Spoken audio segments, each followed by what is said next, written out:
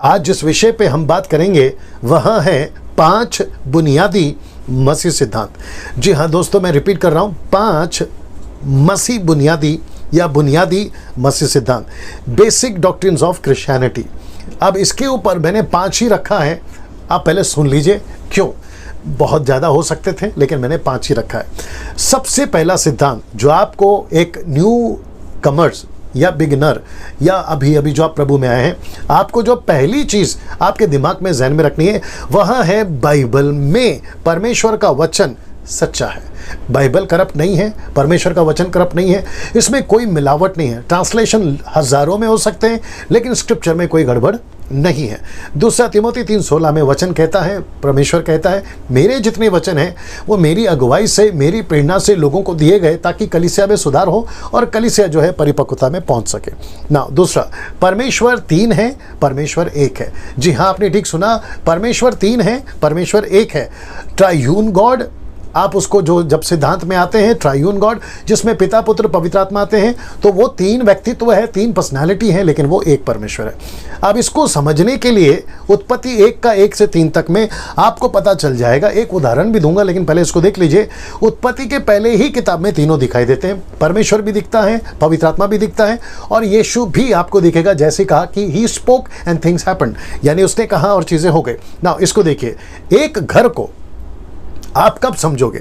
आप नए घर में जितना रहोगे आप उतना समझोगे, कौन सा कमरा कहाँ है, कौन सा कमरा कहाँ नहीं है, कौन सी चीज़ें कहाँ हैं। वैसे ही आप बाइबल को तभी समझोगे जब आप बाइबल को पढ़ोगे।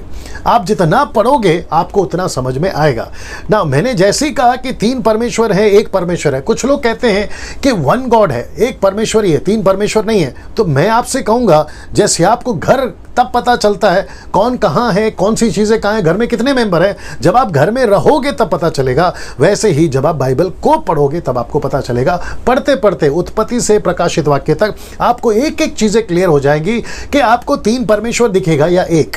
मैं वापस कहता हूं, आपको 3 परमेश्वर दिखेगा या 1। वो जैसे पढ़ोगे ना आपको खुद ही समझ में आ जाएगा ना। तीसरा सिद्धांत जो कि आपको जानना जरूरी है, यीशु ही जगत का उद्धार करता है। यीशु को छोड़ कोई जगत का उद्धार करता नहीं है और यीशु ही परमेश्वर है। He is completely God.